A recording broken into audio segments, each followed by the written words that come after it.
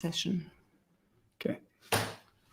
Hey, YouTube and everybody. I'm Nadir from Ocean Conservation Namibia. I'm joined by Katja. Hello, everybody. So I'm just checking if the live stream is showing. So I'm going to be a little bit on my other screen here as well. So this is our fifth YouTube live session, and apologies we don't do this more often, but we are our time we always feel is best spent out actually doing what we set out to do, and it is we're not that technologically inclined, so it's quite a big thing for us to set this up, but we're always happy to be able to address everyone and actually just thank everybody for the chance to talk to you and to answer questions, and just for the support we're getting from everybody out there. No, thank you all for tuning in. I'm just checking on the comments. The usual suspects are already here, so thanks so much for your incredible loyalty. You really keep us going with everything, with your questions, with your donations, with your views, your recommendations, your comments, and just your general enthusiasm for what we're actually doing every day.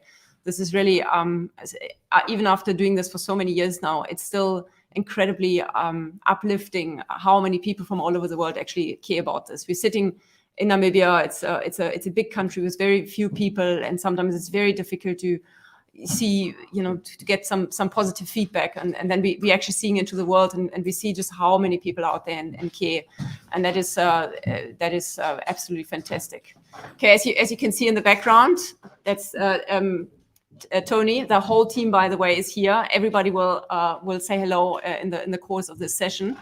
And Tony just has to quickly run out. The dogs out. He needs to let the dogs out.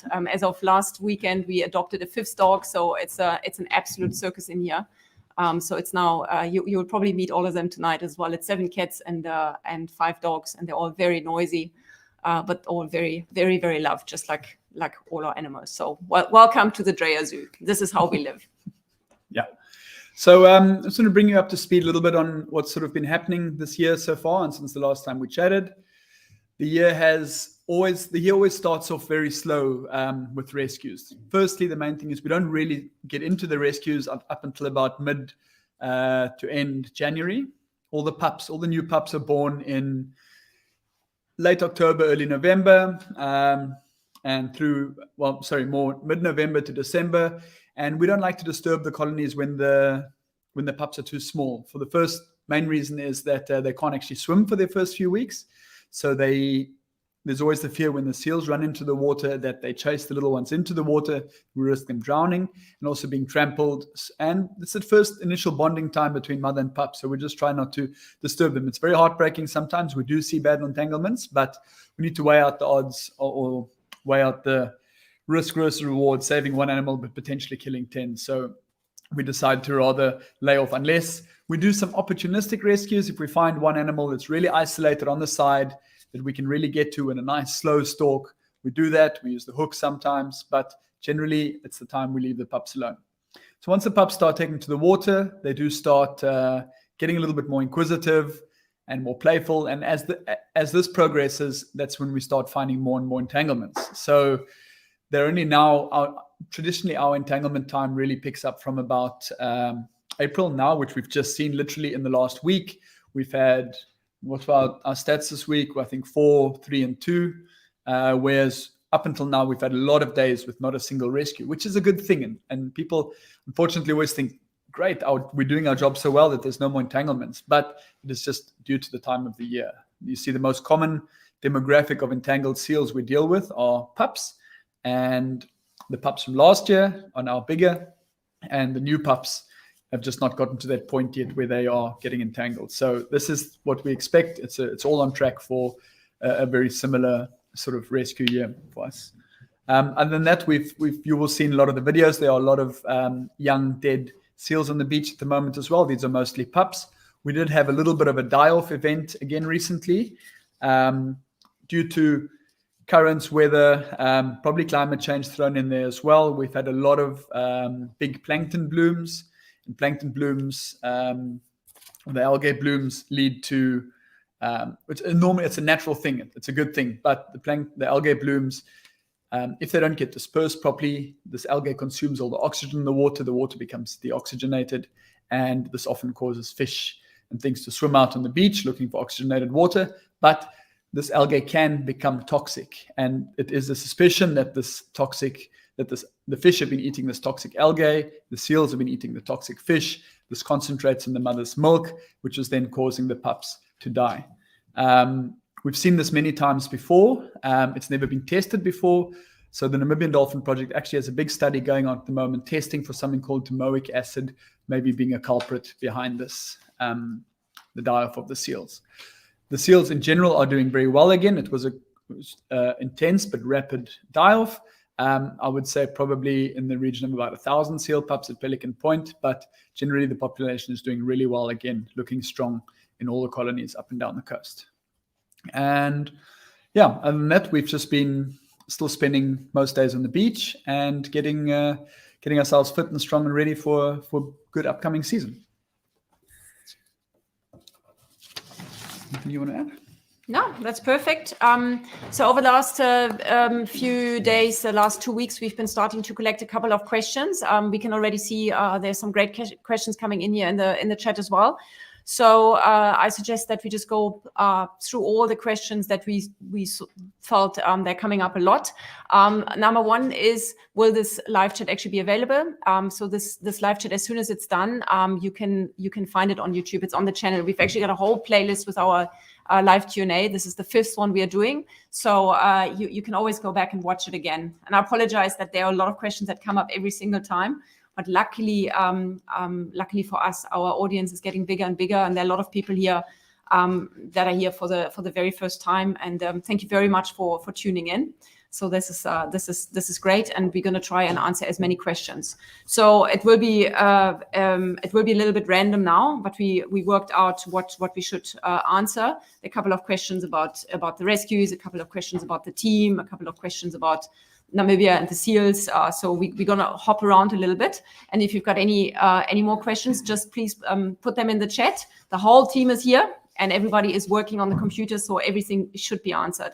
And if you've got a specific question that you want answered by a specific person, please hit us with that and the person will come forward.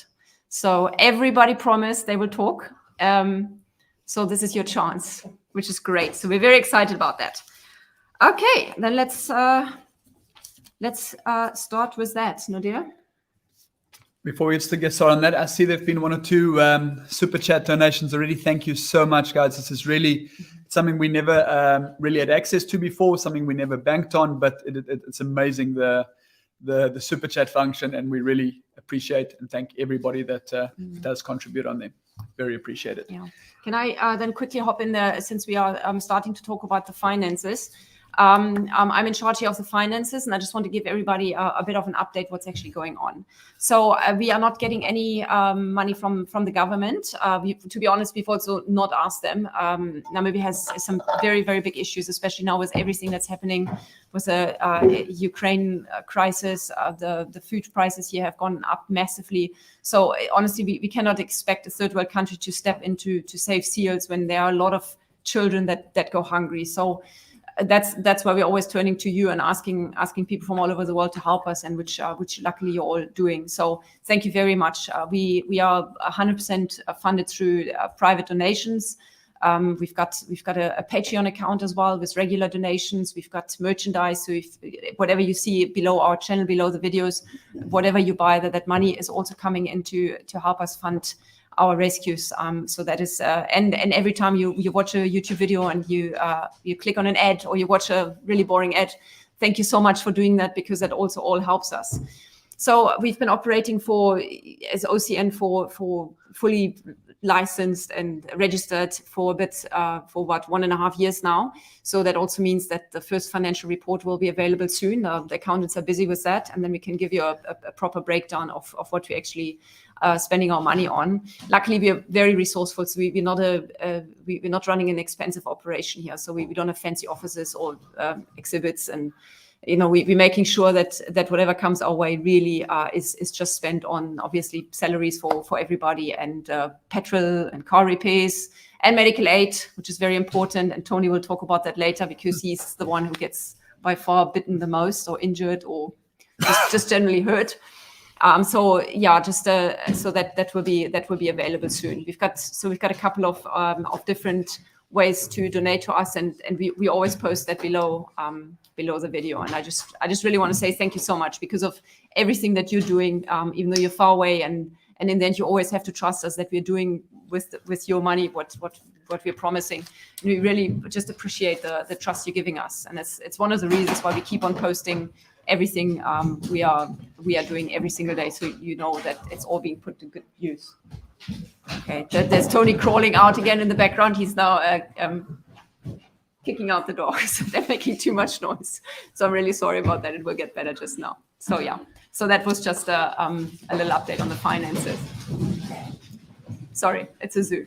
Yeah, we live exactly like you imagine we live, just animals everywhere, including Tony.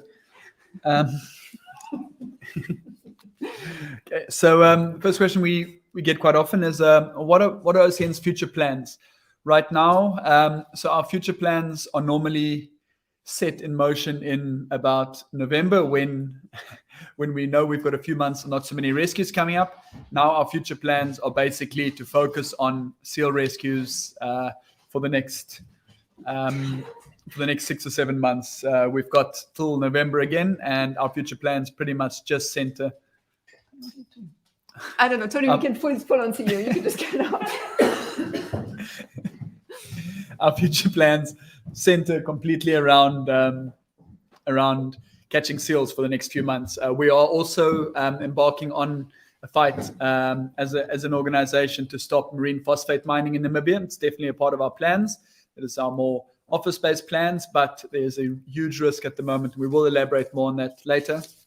But a big threat at the moment for marine phosphate mining in Namibia, which is an issue very close to our hearts. It can affect all the animals and everything we do and life here as we know it. So this is something we are working towards helping certain people and campaigning against at the moment.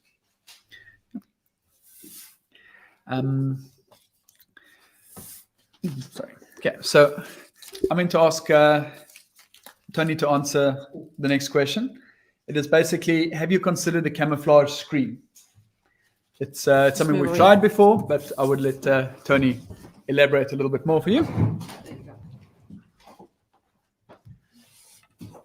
Hello. So we are asked very often if we should wear sand camouflage clothing, because we wouldn't be looking like this at the beach and not like humans. We have tried this in the past. We have noticed that the seals can smell us way earlier than they can see us. So we decided to go with black so we can look like seals. We have made some screens. I think there is a couple of pictures on our social media actually where Anode and I are trying to push a wooden board to just hide behind and just get close to the seals. But it didn't work. It was too heavy, and it was not really successful. The technique we use the most is crawling, and it seems to be working very well. So yeah, none at the moment. Yeah, we've learned a lot over the last few years that smell and sound play a bigger role than sight with the seals. We need to come in from upwind. We always need to come in from upwind, and we need to be quiet, especially once closer to them. Their sight is on land. They've got huge eyes, perfect for seeing underwater, but not that strong on land. So if they hear us too early or smell us, it gets them a lot more edgy than when they actually see us.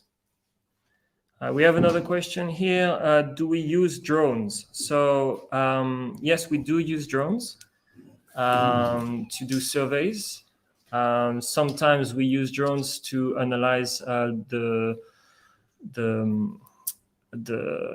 possibility of a rescue if the seals are very close to the water, or at Cape Cross if they are among rocks.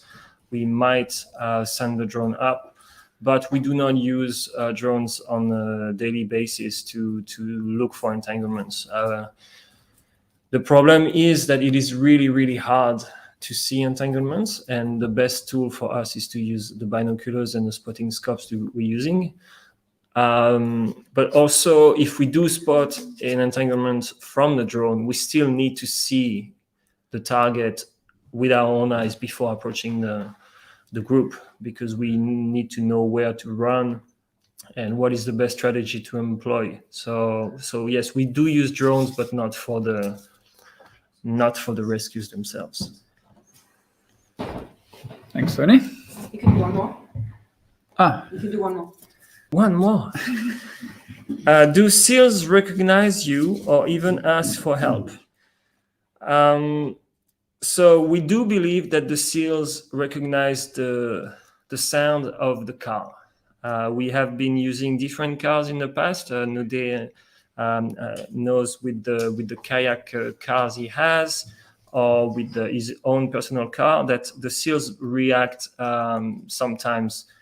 They are less skittish than when we use the Land Cruiser that we use for rescues. Do they ask for help? No. We need to know that seals are marine animals and their element is water. So they are very, very playful and curious, and might never happen to us, but might ask for help in the water. But on land, they are not the predators. They are the prey, and what they want is to get to the water, to the safety of the water. So yeah. You have something to add? No, I think that's fine. I just saw a message here from Marine Finn on the stream. Are you planning any trips to the colonies further up north this year? It's something we'd love to do. The issue is that Pelican Point colony is the only colony that's actually not in a national park. The others are all in national parks. So it's, as much as we'd love to get up there, it's very difficult. There's a lot of permissions and a lot of levels of bureaucracy to get through to get up to those colonies. So we've put in the applications. We really want to get up there. You'll see there were a couple of videos of Dylan and I doing some rescues up in the Skeleton Coast early in the year. So we were in there for like a day and a half, and we did 7 rescues up there. There's a massive need for these to get up to this area, but we're still trying to get up there. Hopefully, last year we had that awesome trip up there. We're hoping to get something similar arranged again this year. I don't know if you guys have ever met Angela face to face. A lot of you would have dealt with her online. She is one of our new social media gurus, and just general nice person. We love her here, and she's going to be answering a few questions. Hi guys. For you guys now. Yeah, thanks.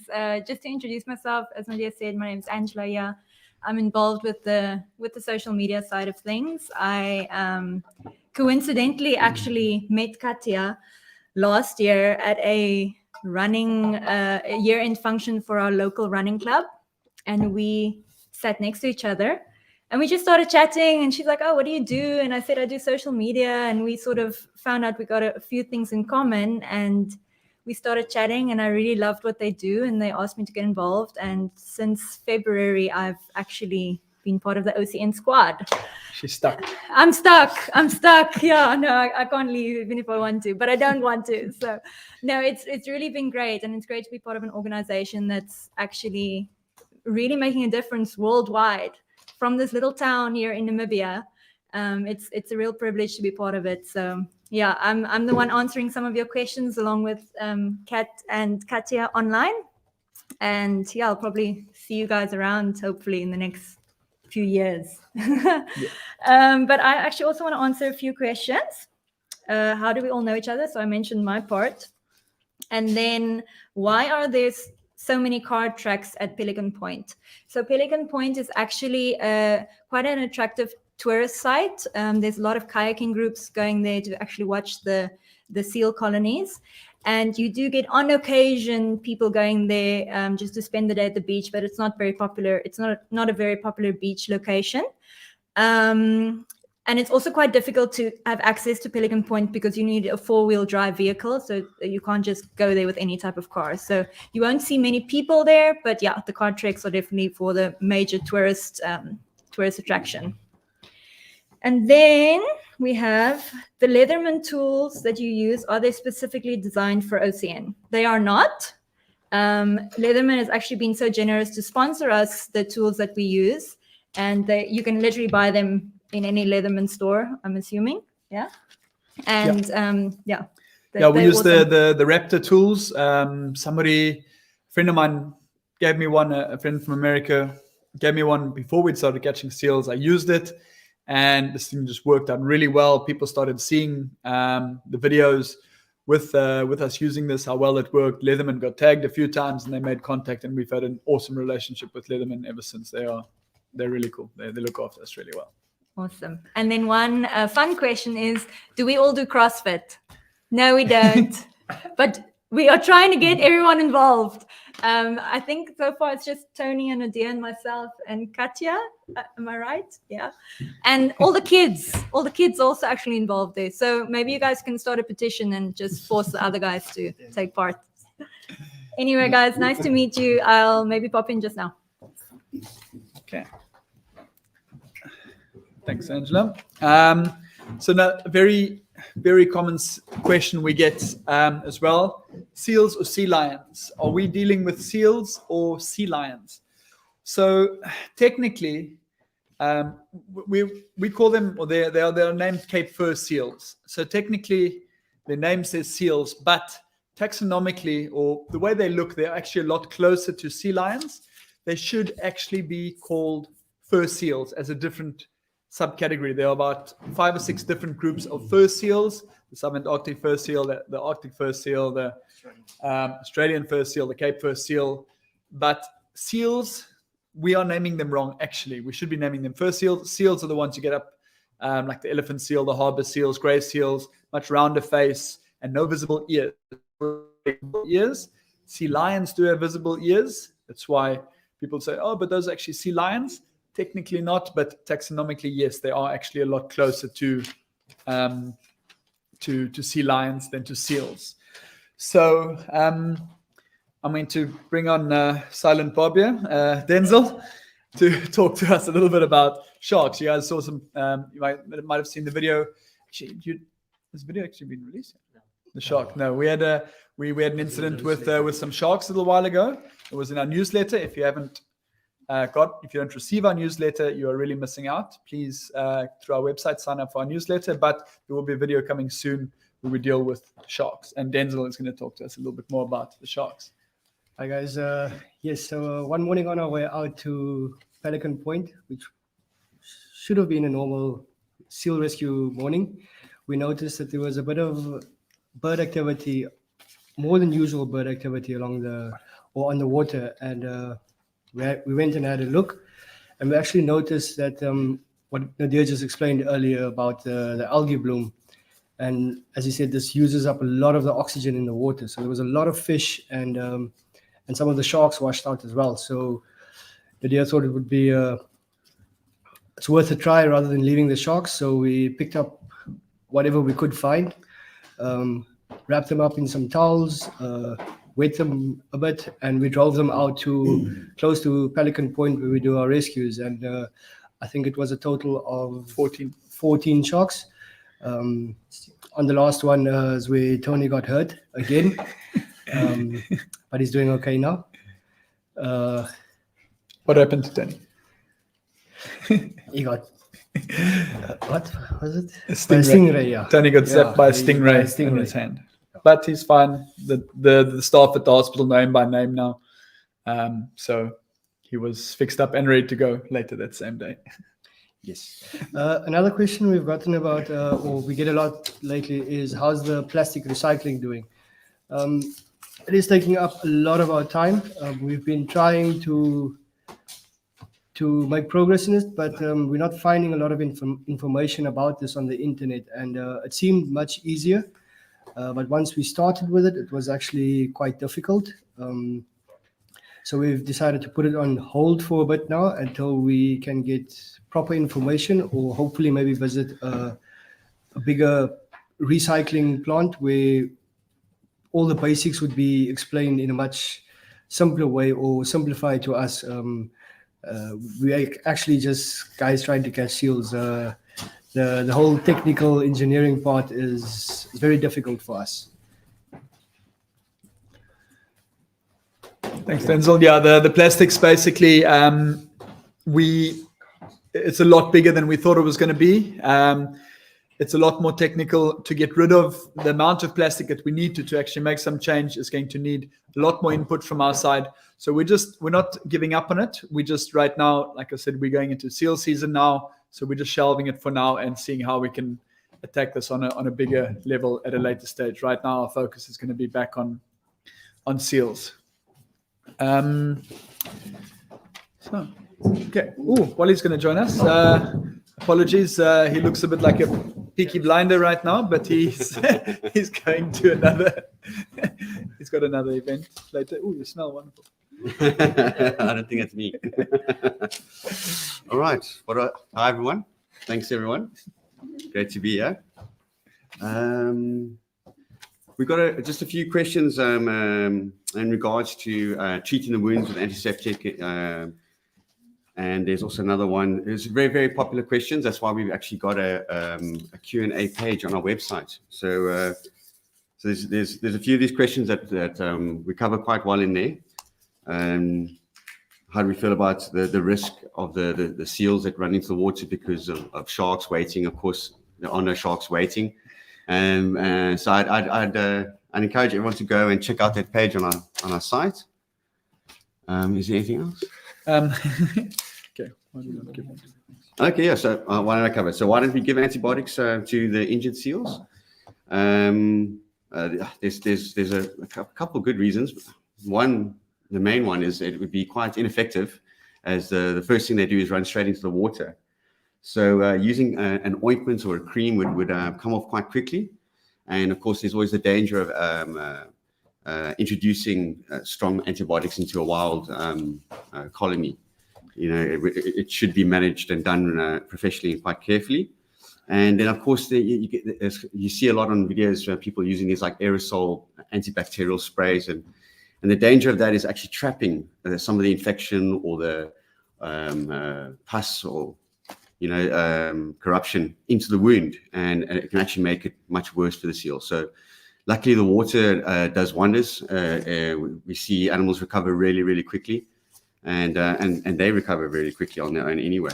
So that's pretty much why we don't use antibiotics. It's not just because we're lazy. And we're also not vets. Yes. We are seal rescuers. We're under the directive to do it like this. We from some brilliant vets we work with say the work we're doing to get to the point where we're going to bring in antibiotics, it's a whole different level of rescue. Then you should sedate the animal because you're going to be keeping out of the water so long. So yeah, it's the way, and we find the system really works just to let them free in the water. Yeah, absolutely. Yeah. Well, we've got another question. All right, here's one. When do you use the net, or rather rescue by hand? So you'll often see it's normally Nordea for starters that does the hand rescues, and that's typically on the pups that are small enough to handle comfortably by hand.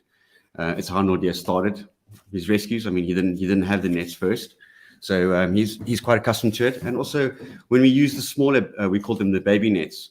Typically, we have to take the pup out of that net anyway. So depending on the circumstance, if Nordea's confident and comfortable, then he'll actually just secure the animal without using the small net first. And that's typically the reason we'll go by hand instead of net. Yeah. Definitely.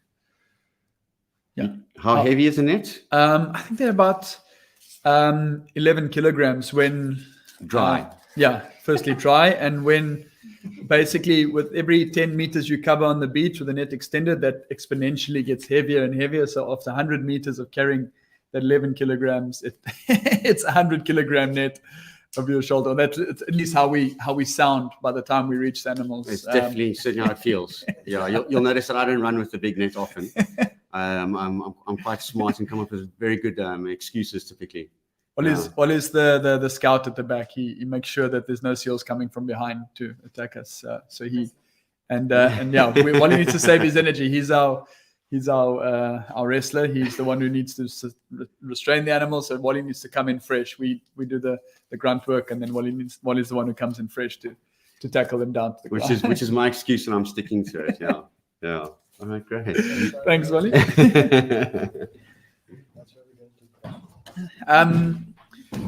Okay, great.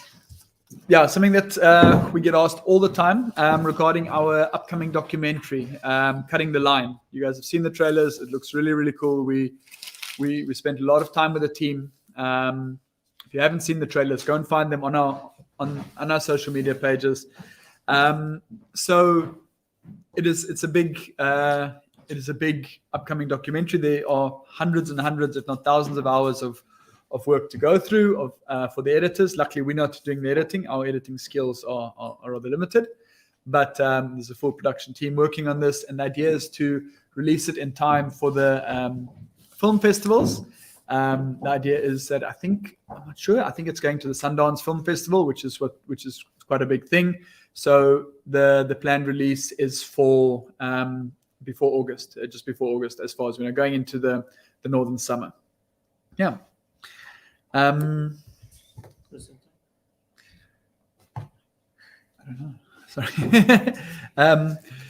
Is the seal cull still happening? So that is something. Yes, the seal harvest is still happening. They're still doing it every year. I guess there's no real good news when talking about it, but the fact that the European Union has blocked the import of trades over blocked the trade of furs over the last years. The market has dropped out very severely. So where they were culling up to 80,000 pups before, there's less than the last time we heard is actually less than 9% of that quota was actually filled just because of lack of demand. So this is largely because of international lobbying as well, and this is a good thing. It doesn't mean that the cull is not still being issued or the harvest is not, that the quotas are not still given out. And our big issue right now is also with the bulls. They are still harvesting some big seal bulls, and we are just worried that this is affecting population demographics, harem structures, and we're trying to get some proper data going on this to just have it done based on science and not an economic demand. That is our big agenda, I think. Another question that comes up regularly here in the chat and also on all our platforms and lots of direct emails is volunteering. We get a lot of people. They want to come and volunteer with us, and it's such a wonderful and kind offer to come here at your own cost and to donate your time, your effort. For this often actually very dangerous work, and we do appreciate the sentiment. But from our side, it's not so easy.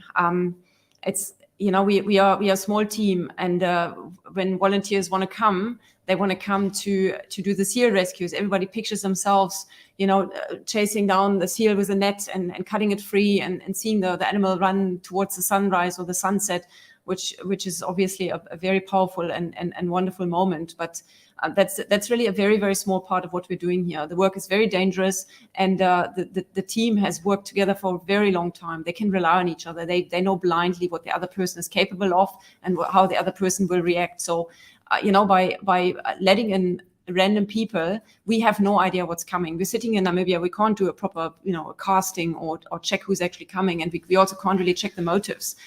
Do you want to come here because you want to dedicate all your time, which is often also very boring. It's not just the few minutes you see on the rescue video every day, or is it because the crew is famous by now, and because we've got almost 700,000 followers on YouTube, so that makes it very difficult for us to allow somebody in. And the next thing is, obviously, we've got our rescue vehicle. We cannot have an unlimited amount of teams out there. We can only have one team at a time, and the rescue car is simply full. So if we let a volunteer in, one of the regular rescuers has to step out. And of course, we rather want to rely on our team, especially now that we're moving into rescue season again, because sometimes in one rescue run, there are 4, 5, 6 seals. And we're just dropping them, one in a net, another one by hand. We've got a picture with Wally where he's sort of, with the nets holding 3 or 4 seals at the same time down, and that takes a lot of practice. So we can't have somebody come in here for a couple of days and assuming that this will be actual help. It will not help us.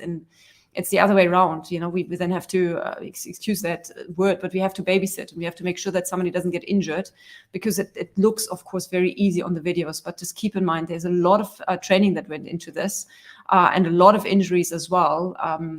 So everybody has been bitten once or twice, and we joke about that a lot, because Antoine is always the one who goes to hospital for more stitches. But it's a very stressful situation, and it's very unnerving, and something that we really, really try to avoid. So we're not per se saying that nobody can join the team. It is more a question of who is it actually? Is it just somebody who just wants to have a interesting and fun experience? Because that's not good enough. If it's somebody who works with seals somewhere else, somebody who can actually get some proper training out of this and take it to another center where they might be able to rescue more animals because of this kind of training. If you're that person, please contact us, and we will see what we can do. If you are really just here and you want to help animals, then stay local. Check what's happening around you, because animals are needed everywhere. And a lot of the work that actually helps animals is fairly boring. Start there and work your way up. Coming here to Namibia for a couple of days, possibly on a holiday, it's not for our benefit. We can't. We can't adjust our operation for that. We are incredibly busy. The days are full. So one of the questions we received is also how does the team actually de-stress after an intense rescue day? And the answer to that is actually there's no time. When the rescue morning is done, the equipment gets washed, the car gets packed away, everything gets prepared for the next day, and then we are on our computers. Social media needs to be sorted out. We need to make sure that the daily rescue gets uploaded, and it's important to us to upload it every day, because entanglements are happening every day. There is no off day. There's no public holiday where we take off, because if we're not working, animals will die. So this is a really important message that we want to send there. So de-stressing, there's in our house there's a lot of running and a lot of cuddling with animals and those things happening, but mainly it's a lot of work that goes into that. So yeah, so that's the situation with the volunteering. When the time comes that we have the capacity to take in extra people, we will have to keep it local, and that's entirely our decision, because how do Namibians actually feel about what we're doing here? We're getting a lot of support, and a lot of people simply do not know what's going on at all. And of course, then there's a huge portion of the population, they don't like seals, because they feel that the seals are eating our fish, so that we're fighting over the same resource. So whatever we can do locally to bring Namibians to the table, and to also train the next generation of rescuers, that will have to come first. We actually had a wonderful experience a couple of days ago. We, for the first time since we really started, we were able to go to one of the schools to introduce our work to the students there. We couldn't do that because of COVID. There was no there was no school. Everything was homeschooling for the time being, or even if there was school, we couldn't have huge assemblies. So for the first time, we could actually do that, and it was just absolutely amazing to show some of the videos to the children and to see how strongly they reacted to it. And afterwards, they all came to us, and they all asked the right questions, and it all went into the same direction. How can we avoid plastic, and what can we do to create a better world for ourselves and the future? So this is really important, and so the local touch is absolutely important. Yeah, in that vein, the feeling of the locals towards the work that we're doing. This question's come up a few times too.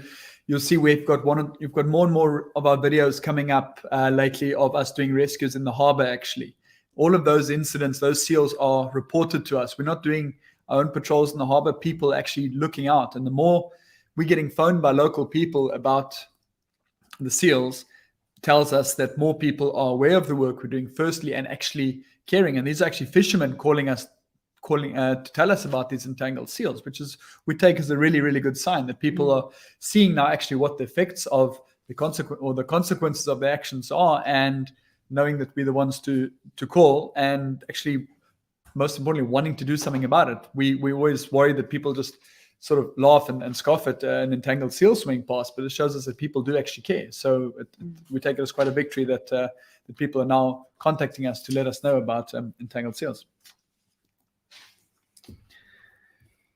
Just a quick one. Terry asked earlier, have you ever had a seal bull too big for rescuing? I want to say no. We've had seal rescuers too scared for rescuing.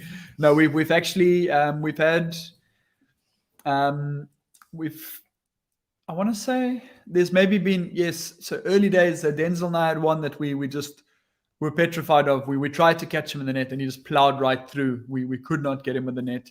There was another one, the Cyclops, which we also couldn't get in the net, but we managed to get him later in the Harbour and with a hook. And we've actually had a couple of really big ones in the Harbour as well that we've managed to free with a hook. Seals that are actually too big for the net. And we've always got this debate like, oh, shouldn't we just get a bigger net? Like, it's all fair and well getting that seal in the net, but then what? What do we do with a 250, 300 kilogram seal that weighs more than the whole team put together in the net? It's going to become a serious safety risk then. So not even Wally can wrestle it out. No, we're not ruling it out by no means. Tony and Denzel are, but we're trying to find a happy medium, a way to get those. But no, luckily we don't see too many of those super big seals entangled. What does Wally always say? Seals aren't old seals. Seals don't get old because they're stupid. Yeah, they get that big by being stupid. They don't get that big by being stupid. They're smart, so they know how to avoid the trouble. So the ones that are entangled are also smart enough to know how to deal with us when we get in trouble, when they are in trouble. So we'll figure it out. Tony's gonna answer a few questions again. Sure. Great.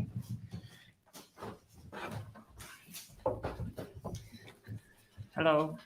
So I'm in charge of the stats. We have a database that records everything we came to encounter. So there's a few questions about that. How many rescues have we done so far this year? We had 63 at the moment, which is quite it's like maybe 10 to 15 seals ahead of last year. So it's always the same thing. We don't know if it's a good thing. We don't know if we can be happy about it.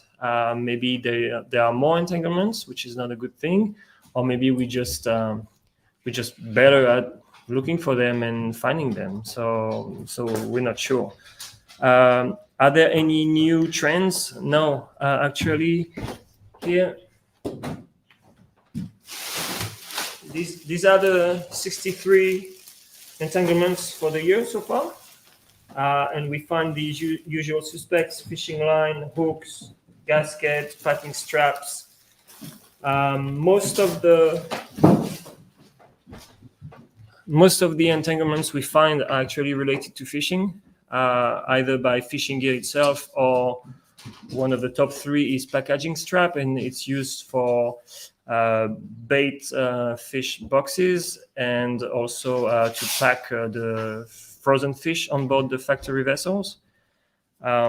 So yeah, that's this one.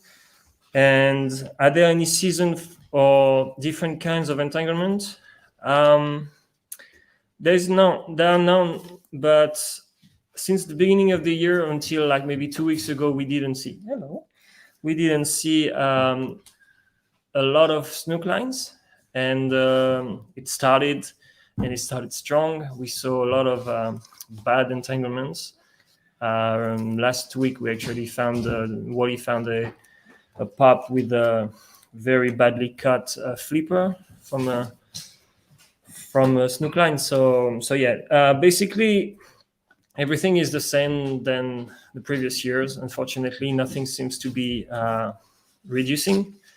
And so yeah, our message needs to be said again and again. Our videos are not here to entertain; they're here to educate. So we try to upload every day, so make sure that we actually get out of work soon.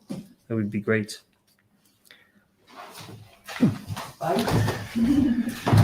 Thanks, Tony. That's great. So you've Glad everybody's talking today. So that's awesome.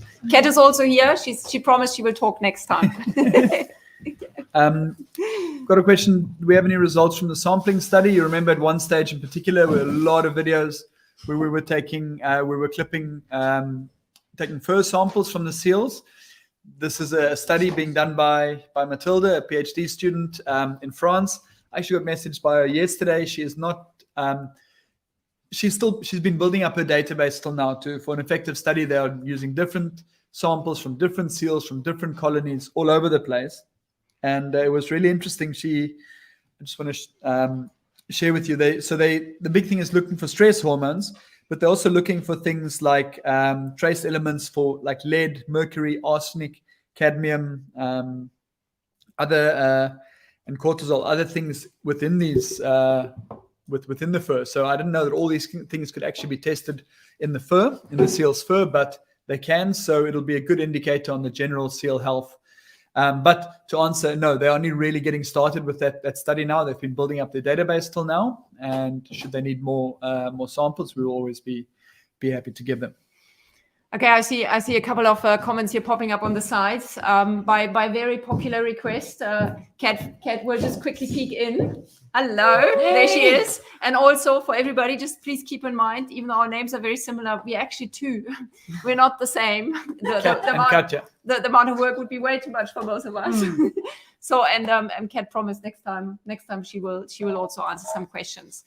And that's actually, I'm really keen to actually let you all hear about her experience, because it's I'm always glad to have a woman out there in the rescue team as well, because we can't leave it up to just the men to fix the situation. This conservation and plastic pollution is everybody's concern, so everybody needs to be part of the solution as well. For the same reason, we also sometimes allow our son Dylan to be part of the rescues. Our daughters have also done that before, but they're still much younger, so we're keeping them a little bit away. But wherever they can, they are obviously they're the future conservation fighters, the conservation warriors, and they will have to fix all of that. So it's really important to let them participate at a young age already. And there was recently a comment on one of the platforms that people feel it's very dangerous, and I just want to assure you that we are playing it very, very safe. So Nadia is experienced enough to know how unpredictable a situation out there can be. So the kids are only really allowed when the situation is very much under control. So that is very, very important. It also falls the next question we've got is OCN your full-time job? So for some of us it is, for others it's not. So it's a little bit of a mixture.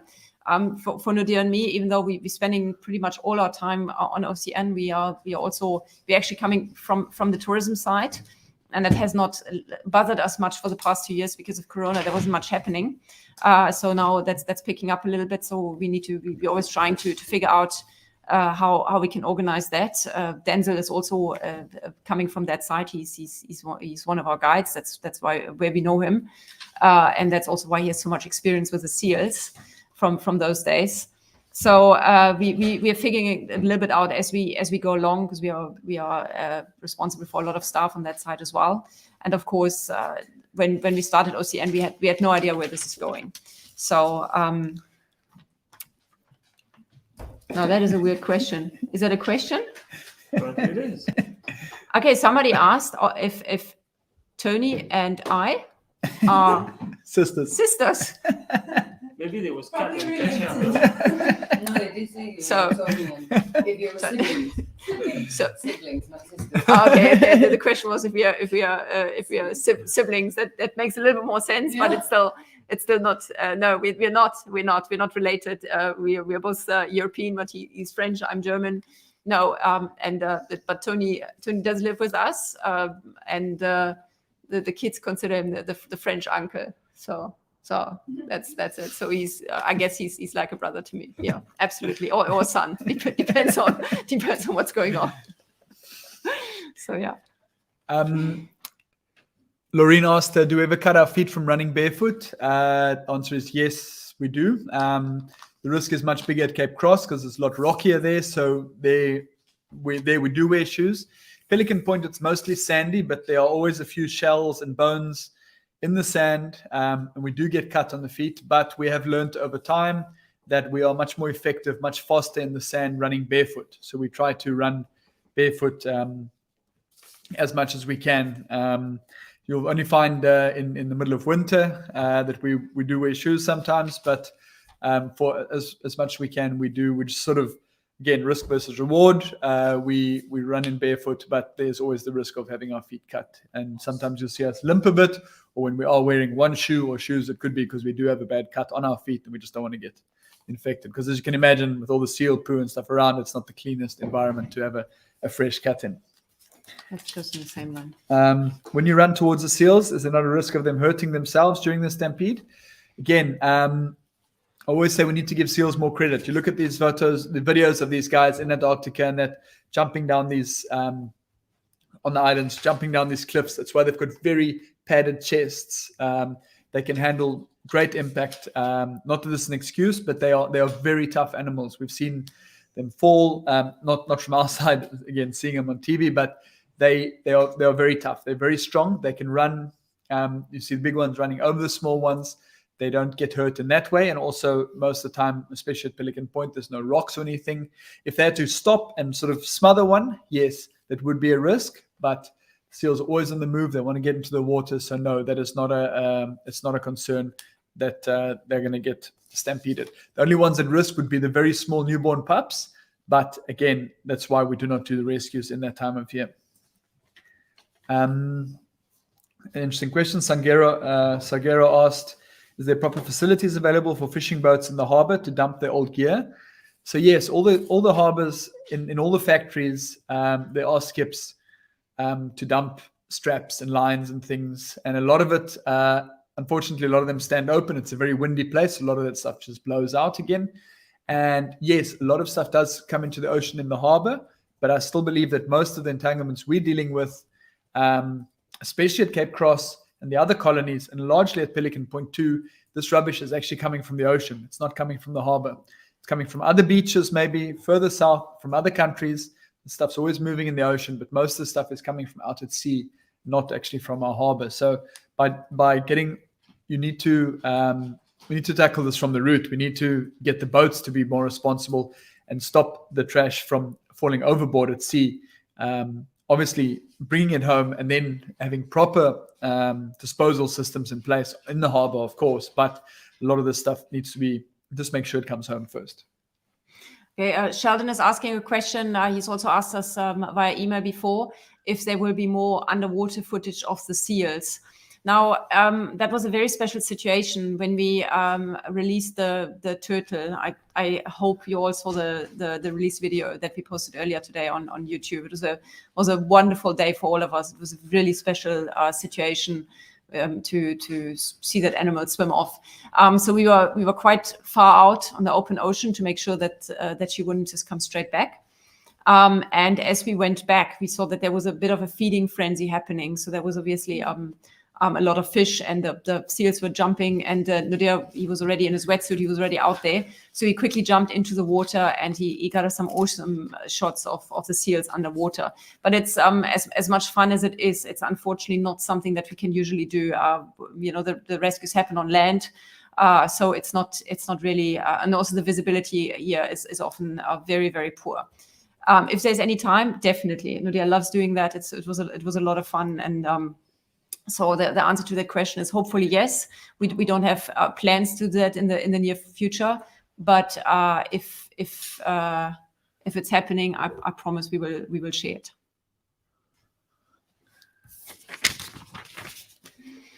Okay, another thing that but actually in that same line, I saw Timothy previously asked, the dive recce looking for underwater trash stockpiles. We know we've spoken about this for a long time, and it's something we really want to do. But this year, the few times generally the water is very murky, very dirty. We only have a few windows of time in the year where like when I went diving with the seals, the water is really clean. And the times that we have had available to try and do some diving have not coincided with this, unfortunately. It's something we really still want to do, but it's going to be quite an opportunistic event once we can get it off the ground to go diving. We still have no idea where a lot of our trash is coming from, and the idea is for us to jump in the water and try and get some, see if there's some sort of stockpile or at least a hotspot for entanglements underwater. A lot of the entanglements we deal with do actually float, so there'd be no point in looking for them with diving, but there are still some that do sink to the bottom and see if we can find anything down there. I just quickly want to jump in. I just saw a question about what was it like to sit so close to the seal babies. There was a picture that we posted on somewhere on Instagram during pup season in December. We went out and it was it wasn't a rescue day, because with the seal pups we can't really do anything. It was entirely just our own sort of our pleasure drive out there, because you can actually get fairly close to the seal pups without interrupting them in any way. So you really see how they're interacting, and they're just really just a bunch of babies just lying around. They're making weird sounds and wondering where's mommy, and sand all over them. It's incredibly cute. It's really, really sweet, and if there's never been any doubt that those animals should be protected just like any other animal as well. But when you see them, seals are always incredibly cute, but when you see them as newborn pups, that's almost too much to handle. So the answer to that, it was absolutely amazing, and it's one of the most funnest times of the year. So we can't wait. We all enjoy that. It's literally like bring a picnic blanket and a bottle of wine and just spend the whole day there. It's just absolutely amazing. It's lovely. We love it. Yeah, it is fun. The new pups, so it's always just sit out there and it's like watching TV, like watching the puppies play. You just lie down there, hide amongst them, because they don't see that well yet, so you can really sneak up, get quite close, and eventually they just fall in all around you. It's really cool. We're asked by more than one person what the oddest entanglement we've had to date. We've had a few very strange ones. I think by the winner of the cake is a toilet seat. This is long before the establishment of OCN. It's about 4 or 5 years ago. I was working with a guy from the Namibian Dolphin Project, Jelly, and we came across a seal with a toilet seat. It looked like one of these small, like maybe from a yacht or like a portable toilet, but definitely a toilet seat with the studs where it's attached around its neck. It's also before the times of GoPro in the mouth, so caught it, released it. But yeah, if you have to believe me, we had on the toilet seat. Tony and I once got one with a piece of fire hose around its neck, which was pretty strange too. We've had the toilet ring from a gasket from the toilet ring, that big thick rubber ring as well. The kitchen. We had a kitchen strainer, like a stainless steel like sieve kitchen strainer, and a dog leash as well. But yeah, there's been a lot of very odd things. A lot of those things you just wonder, like, how did this get here? But I think the toilet seat is probably the winner of that one.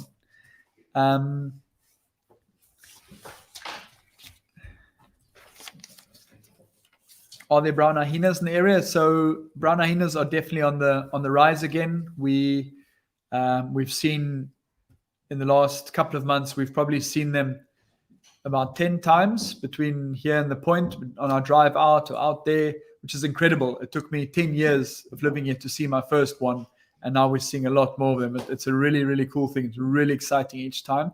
People need to understand it's not like the big, dirty, scary Lion King hyenas, the spotted hyenas. These are brown hyenas. They're very calm, very gentle animals. They're very shy, very nocturnal. They don't like people. They don't like anything really except to go and eat dead seals and disappear. So when we see them, they're normally running away from us. But it's always a very special occasion. Katja was walking the dogs out just behind town, less than 2 or 3 miles from where we live. And the dogs ran up this wooden structure, and this hyena just popped up and ran away. So yeah, they're definitely on the rise again. They were very threatened at one point, but they seem to be recovering really well. There's the life expectancy of a Cape Fur seal. Generally, they live to about 25 years old. I think there've been some in captivity, maybe living a bit longer. But normally the big bulls will only live to a couple of years. They will normally live to about 12 to 15 years. That's when they're in the prime of their breeding And after each breeding season, I mean, these guys will, for 3 months, all they will do is mate. They'll lose more than half their body weight. And sometimes they are just so taxed after this event that they just don't recover from it. So that's normally what kills them at the end of the day. But the females will normally make it to about 25 years. Last question. How many pups can a female have in her lifetime? So the female will start, seal female will start having pups from about 4 years old, and she will pretty much have a pup every year on the year throughout her whole life. We need to remember they've got a very high, over 40% pup mortality or first year mortality rate. So they don't always survive, but she will have a pup every year, basically till the end of her days, from probably about 23 or 24 years old. So let's say she can theoretically have 20 pups in her life. Okay, guys, I was going to say, you see us all wearing cool I'm wearing the GoPro OCN clothing. We've just launched a new merchandise store. We've got some really cool designs, some very cool clothing, and it's on top of our old spring store. But if you go onto our website, there is a link on the shop. Some very, very cool things. Please, if you're perfect for family, friends, especially caps. We've got caps. Yes. Again, these things take forever to ship to Namibia. So we'll probably, if any of you order them, you'll get to see them firsthand long before we do. If you do buy anything, take a photo of yourself, send it to us, send us some feedback on what the quality is like. We'd like to know. We do have some stuff coming, but it might take a while to get you. We just have to have our own stuff printed for ourselves locally, but we'd like to see what the rest of it actually looks like. Okay, we need to wrap up. If everybody can just come here so we can have one last group image of everybody together. And a big, of course, Tony's fetching our mascot. I knew you would. Okay, so now for once, this is the whole team here together. So everybody, just thank you so much for just supporting us. Thank you so much for tuning in. Thank you for believing in us, and thank you for helping us save so many animals and educate people. So this has been, as always, a lot of fun. And if you want to see us live again, just start sending us emails, because we do listen. We actually really enjoy that. We really appreciate everything you're doing for us, and that's just a little thing of saying thank you. Thank you from us to you. Right? Thank you. Thanks, Bye. thanks, Linda. Sorry, we haven't mentioned you. We've seen your comments 100 times. We haven't mentioned you. We haven't forgotten you. Thank you. And yes, that is Scooby. Thank you. Guys, thanks so much, everyone. We'll see you again soon. Take care. Thank you. No.